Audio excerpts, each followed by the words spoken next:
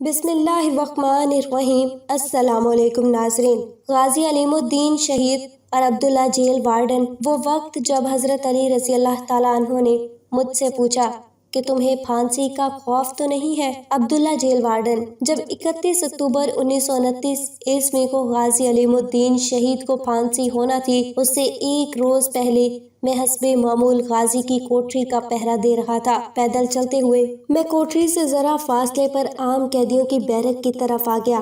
مڑ کر کیا دیکھتا ہوں کہ غازی کا کمرہ خوبصورت اور دلکش روشنیوں سے بھر گیا ہے۔ میں یہ سمجھا کہ شاید غازی علیم الدین شہید نے اپنے کمرے کو آگ لگا لی ہے۔ اتنے میں کیا دیکھتا ہوں کہ نور کا ایک بادل ہے جو تیزی سے آسمان کی طرف چلا گیا۔ چنانچہ میں بھاگم بھاگ غازی رحمۃ اللہ علیہ کی کوٹری کی طرف بھاگا۔ اندر گیا تو کیا دیکھتا ہوں کہ پورا کمرہ بہترین اور مسحور کن خوشبوؤں سے معطر اور منور تھا۔ غازی رحمۃ اللہ علیہ حالت سجدہ میں زاروں قطار رو رہے تھے۔ تھوڑی دیر بعد اٹھے تو میں نے ان کے قدم کے بوسے کی اور خود بھی بے اختیار رونا شروع کر دیا۔ پھر میں نے عرض کیا، غازی صاحب یہ کیا ماجرا تھا؟ غازی صاحب نے کوئی جواب نہ دیا۔ میں نے پھر عرض کیا کہ حضرت آپ یہ اہم راز اپنے سینے میں لے کر نہ جائیں اور اس واقعہ کی تفصیلات ضرور بتائیں۔ بہرحال غازی رحمۃ اللہ علیہ نے میرے بے حد اصرار پر فرمایا، عبداللہ تمہیں معلوم ہے کہ مجھے کل پھانسی ہو رہی ہے۔ میری دلجوئی اور حوصلہ افزائی کے لیے شافع محشر حضور خاتم النبیین حضرت محمد مصطفیٰ صلی اللہ علیہ وآلہ وسلم اپنے خاص صحابہ کرام رضی اللہ تعالیٰ عنہ کے ساتھ یہاں خود تشریف لائے اور بڑی محبت اور شفقت فرمائی۔ اس موقع پر حضرت علی رضی اللہ تعالیٰ عنہ نے مجھ سے پوچھا کہ تمہیں پھانسی کا خوف تو نہیں ہے؟